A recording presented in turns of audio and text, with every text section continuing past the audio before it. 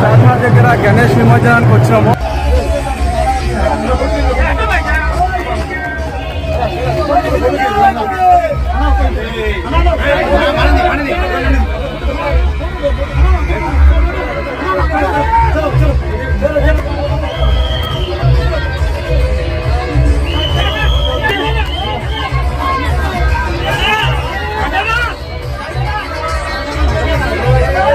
చందర్ మీద పెట్టిన స్టేజ్ పైకి ఇప్పుడే రావడం జరిగిందనమాట.